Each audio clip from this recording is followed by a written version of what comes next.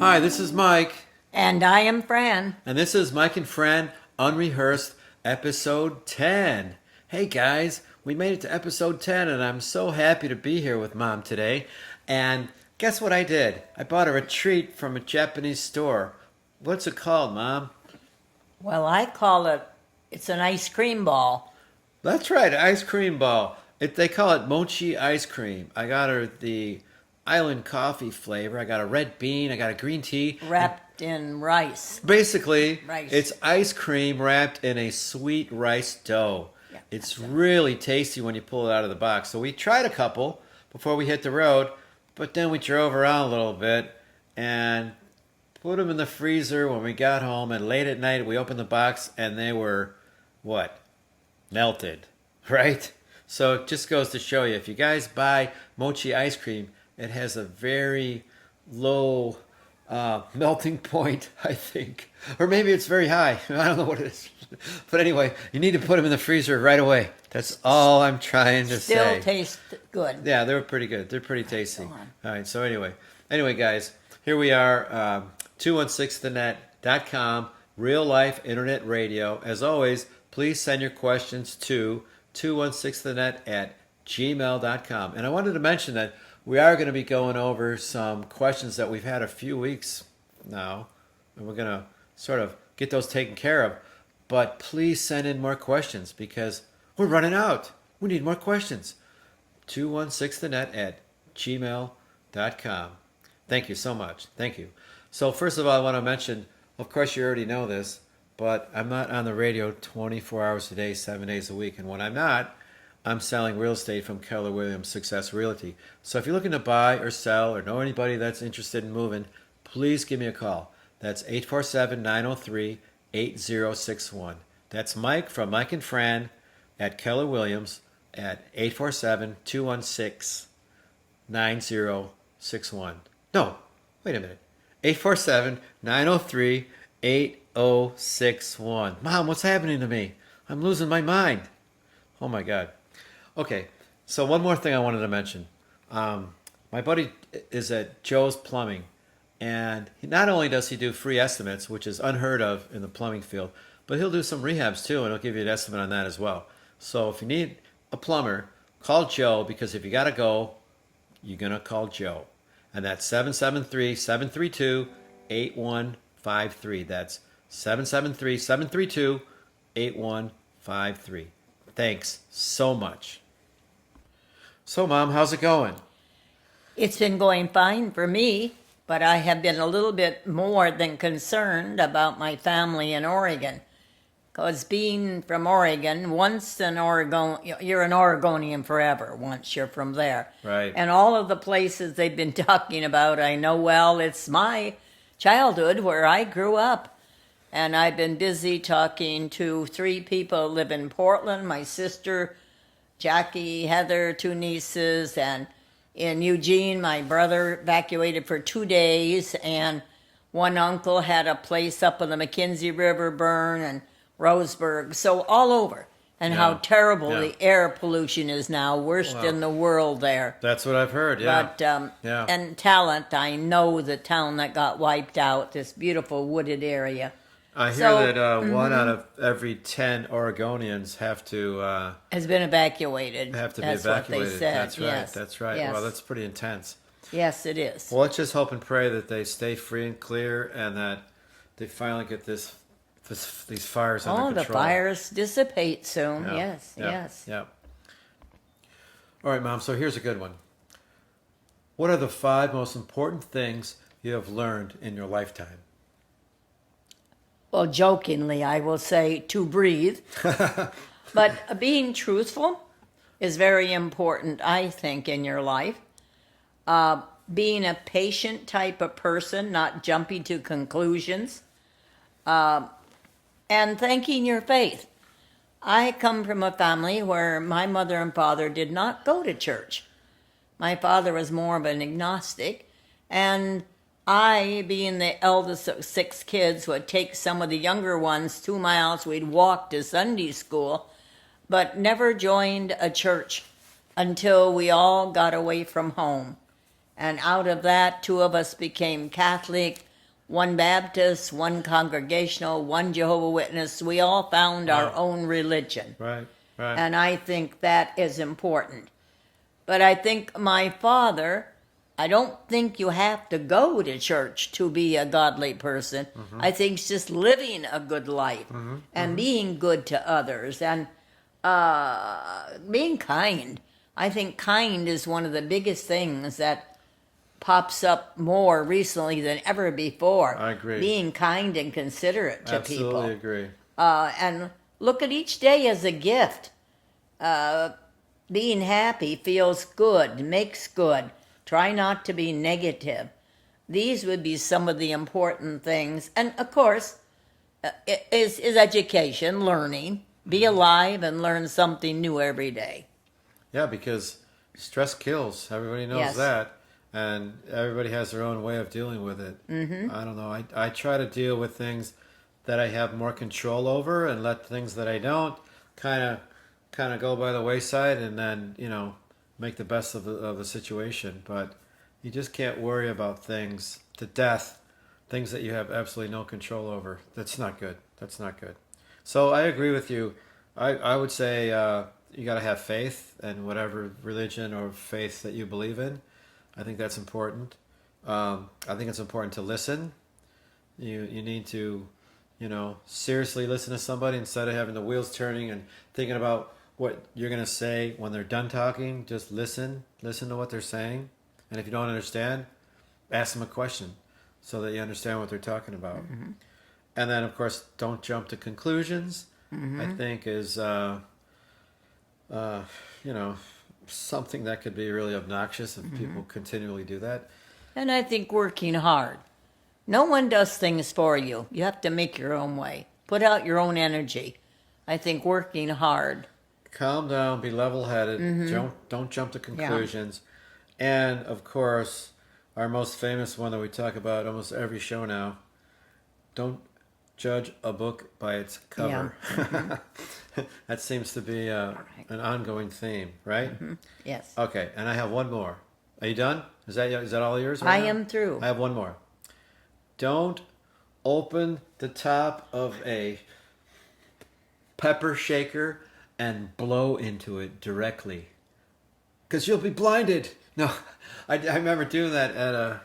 I think it was a Christmas party, and I think Nick was watching me do it, and he said, "Oh, no, don't do it," and I already did it, and I wanted to clean it out because it was dirty, and it went right in my eye, and I'm like, "Oh my God, that burns!" So, don't do that, please.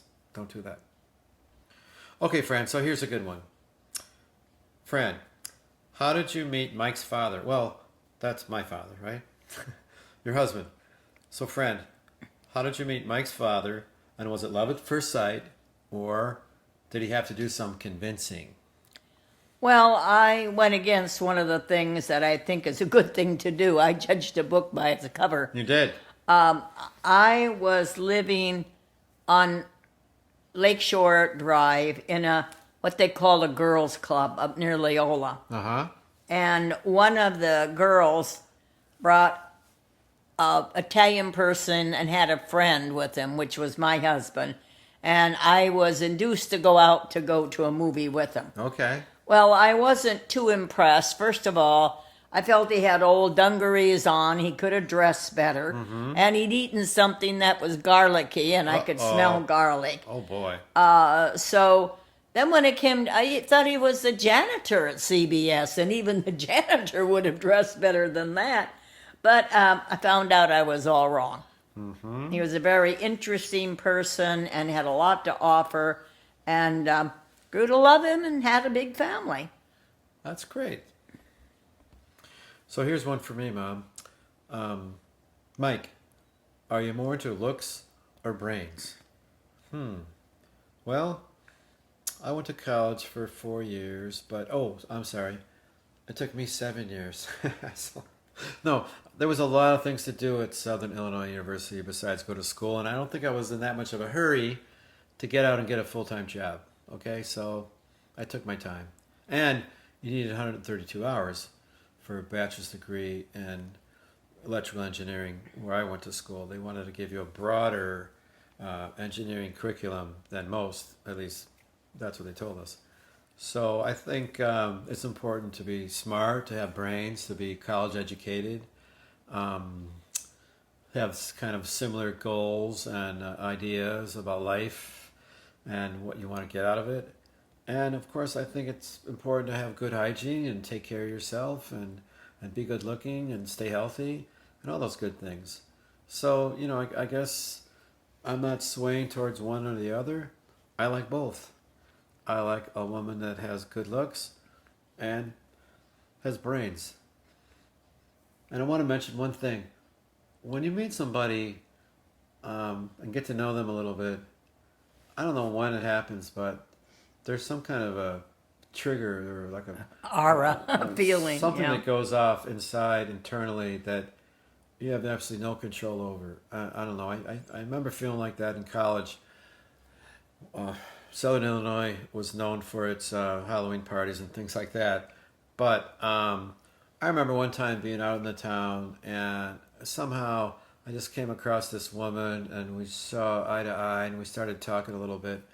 And I had this feeling that I knew her from before and I haven't seen her in a long time and I really wanted to catch up on what I was missing out on.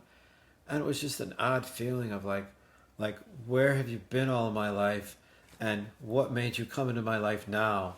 And then I found out, of course, that she was already happily married and taken care of and everything. But I just want to have that kind of a feeling again. And when it happens. That's all I can say. Okay? I just want to say one thing. Whether or not you have a long-term or short-term relationship with somebody, I always, always, always want to remain friends, the best friends ever. Maybe you run into them again, maybe you don't. Maybe they're going to be in and out of your life for the rest of your life, which is great. But I always want to remain friends. I just don't like to be angry at somebody and have to worry about what I did to cause that, or if I run into this person again and I don't want to ever see them, what am I going to feel like? And I don't want to have that concern. So I want to remain friends, and that's how I end, all of my relationships that way, however they turn out. Remaining friends is very important to me. Okay, Mom. So let's go to this other question here, Fran. When were you the most angry that you can ever remember?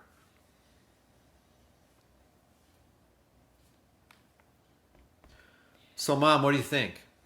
Well, I'm sorry to say it was probably at my husband.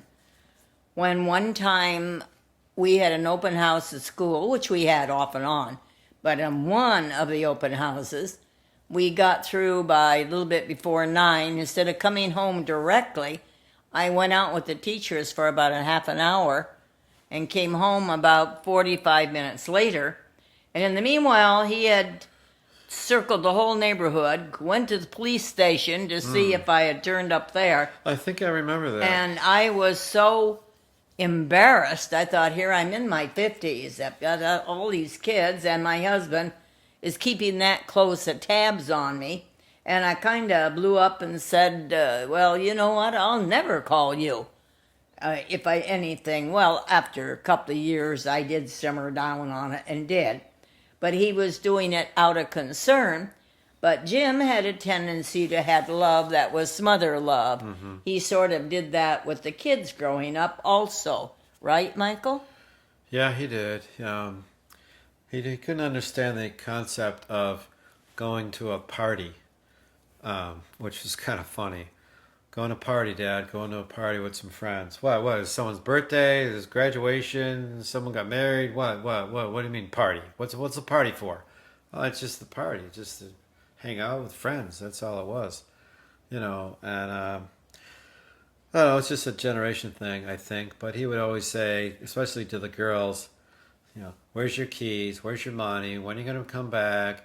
Do you have a way to call us? Where are you going to be? Give me the number of the house and all this stuff. And it's like, why do you even want to go out at this point? But that's the way he was. He worried about us. He loved us. He wanted the best for us.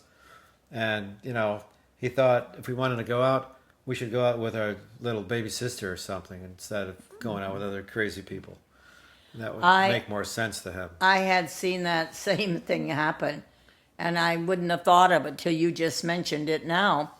That when the two girls were going in Girl Scouts over to the Forest Preserve in Elk Grove for some sort of outing for the afternoon. That's right. And they're standing by the front door, and he is standing there and said, well, don't fall in the water, don't run away, don't talk to strangers, don't eat any garbage, don't drink this. And I think he was on about the 50th don't, and their little faces that had been looking up at him with smiles and eager started droop, droop, droop, droop. And by the time he got to like the 30, 40, 50th thing, it's like, they were like, I thought, just don't go. So I finally said, that's enough. You made it now. They're scared to open the door. Poor kids. Come on, let them go and have fun. So he would be over that way. Yeah, but he did it out of love. He would do that. But but Lori stood up to him though. When he did those kind of things later on, I remember that, and she was one of the only ones that did that. But that's a whole nother story. Yeah. Right? Yes. All right, so let's read the first part of that question, which is, Mike, what do you think your mom's biggest pet peeve is? That's a big... And I'd have to say, I'd probably think one of the biggest ones is that you have to make your bed in the morning. I hate an unmade right? bed. Yep. You hate unmade bed. Yes. Because if your bed's made, you're starting off the day right, and what could go wrong? Right? That's right. I mean, that's the way it should start. That's right. And I think there's another one I was thinking of. And I think Mom always appreciates a little thank you note or phone call when she gives a gift or, sends something to somebody for a certain occasion. And that's always nice. Mom likes that. All right, Mom, so what do you think your biggest pet peeve is? Well, I don't think this should be it, but it is. Ripped jeans. I don't know where in the world they can be the really expensive pair of jeans to cheap ones with the knee ripped or the pocket ripped or the ripped legs. Somehow that drives me wild. But they spend hundreds of dollars for those jeans with holes in them. But I still don't like it. Isn't that ridiculous, though? You talk more about when people have their pants down, when the boys and young men used to wear it with them hanging way down.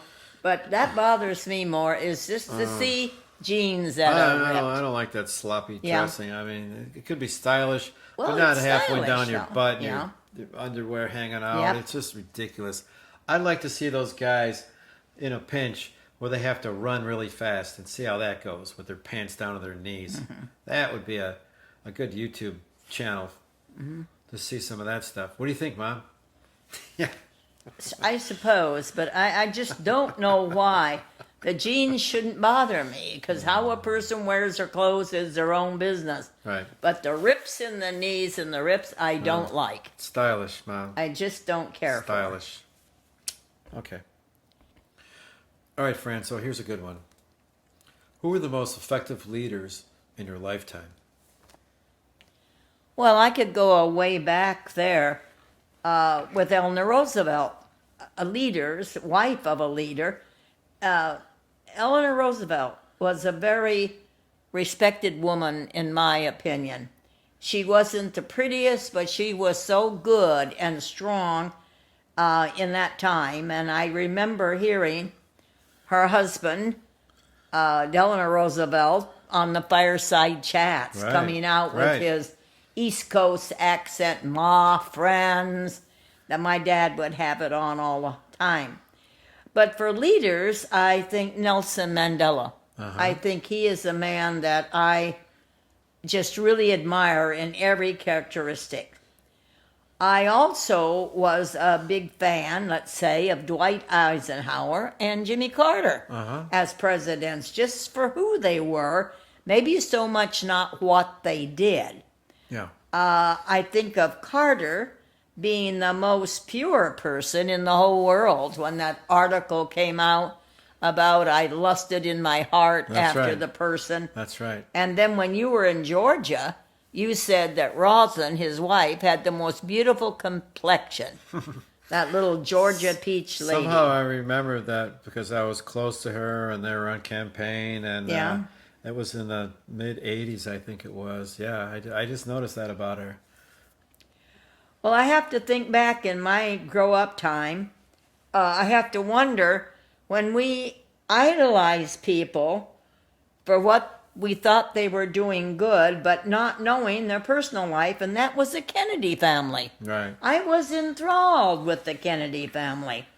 Came along with a younger president, the vitality, the mother going to church constantly, the brothers. That family to me could do no wrong. Camelot. Yeah. And then That's right. That's right. and then you found out later that there were so many flaws and so many things in that life. Are we to talk about his married life to Jacqueline Kennedy, or do we talk more about what he did for the country? Do we separate these things? It's like Custer, General Custer. They put up statues, and he was such a great person fighting against the Indians. Mm-hmm. And then later we come out that he wasn't that great, or in some of the things that he didn't do a lot of things right, and we were admiring him for the wrong things. Well, now that you brought up statues, could I ask, because this is going on today, if somebody from way back when had slaves and they did a lot of good things for our country since then, is it okay to have a statue of that person out in public? What do you think? Well, like George Washington is said to have had slaves, and Ben Franklin had some infringements.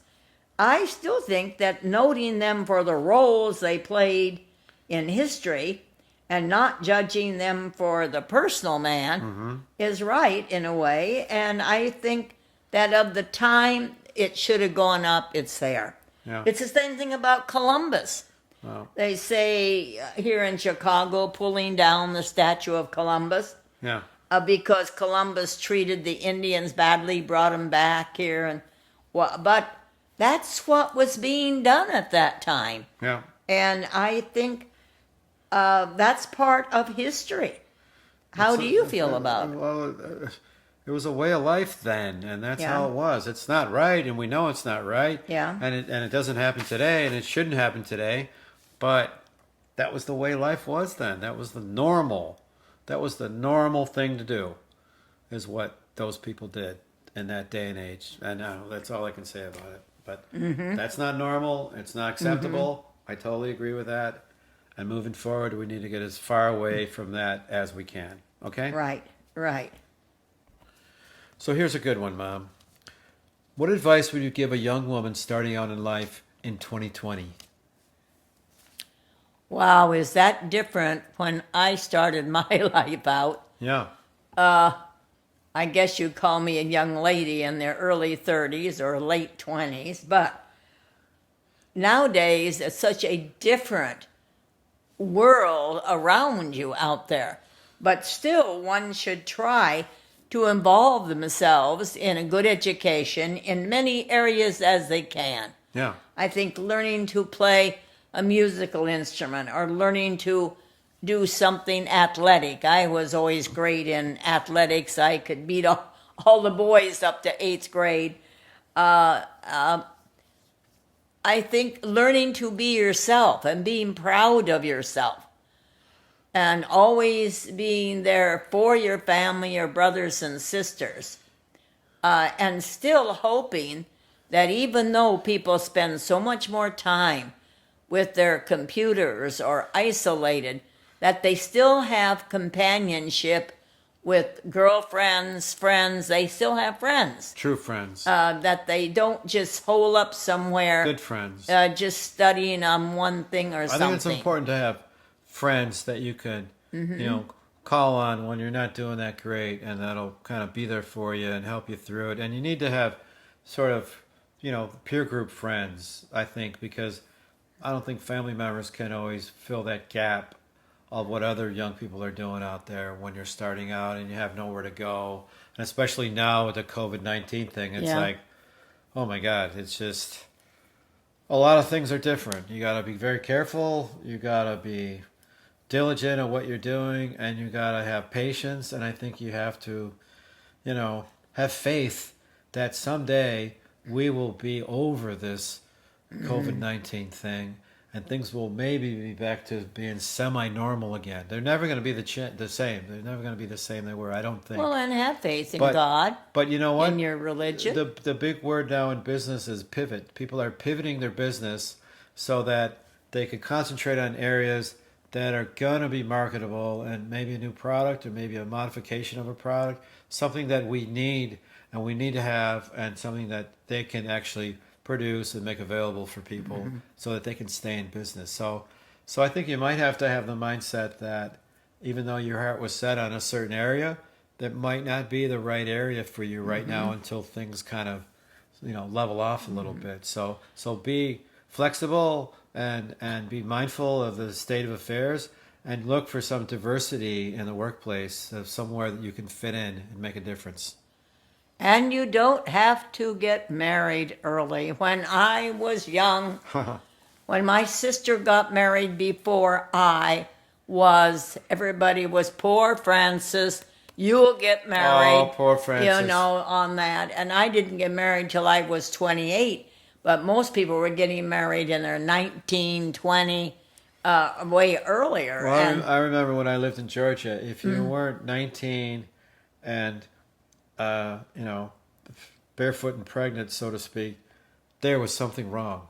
But in Georgia, they would live in a little corner lot of mom and dad's house in a trailer and have a kid and have a family all of a sudden at a very young age, and that was just kind of the norm. Couldn't mean they couldn't be happy. They just had different expectations. No. That's all. Where ours weren't quite as broad.